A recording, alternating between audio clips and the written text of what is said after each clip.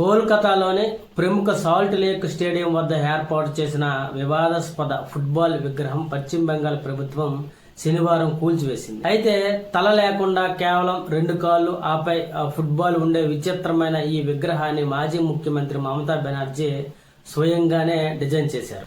అయితే దాదాపు 9 ఏళ్ల కిందట డిజైన్ చేసిన విగ్రహం అత్యంత వికారంగా ఉందంటూ తొలి నుంచి తీవ్ర విమర్శలు ఎదురయ్యాయి. అయితే వివాదాస్పద విగ్రహాన్ని తొలగిస్తామనే ఇటీవల బెంగాల్ క్రీడల మంత్రి నిశీత్ ప్రమాణిక్ హామీ ఇచ్చిన కొద్ది రోజులకే కూల్చివేశారు. అలాగే సాల్ట్ లేక్ స్టేడియం గేట్ వద్ద ఉన్న ఈ విగ్రహాన్ని శనివారం ఉదయం తొలగించడాన్ని చూసి స్థానికులు కూడా అక్కడ ఆశ్చర్యపోయారు. అయితే గతేడాది డిసెంబర్లో గోట్ ఇండియా టూర్ లో భాగంగా ఫుట్బాల్ దిగ్గజం మెస్సీ పర్యటనకు ఈ స్టేడియం ఆతిథ్యం ఇచ్చింది. ఫిఫా అండర్-17 ప్రపంచ కప్ 2017 సమయంలో దీదీ ఆలోచనల మేరకు ఈ విగ్రహాన్ని స్టేడియం వద్ద ఏర్పాటు చేశారు. అలాగే టీఎంసీ ప్రభుత్వ అధికారిక చిహ్నమైన బిస్వ బంగ్లా లోగో కూడా ఈ విగ్రహం పైనే ఉండేది. కానీ విగ్రహ ఆవిష్కరణకు మొదలు కాకముందు నుంచే వివాదం మొదలైంది. ఫుట్బాల్ అభిమానులు భిన్నాభిప్రాయాలు వ్యక్తం చేశారు. ఈ వింతైన డిజైన్ చాలా మంది తీవ్రంగా తప్పుపట్టారు కూడా.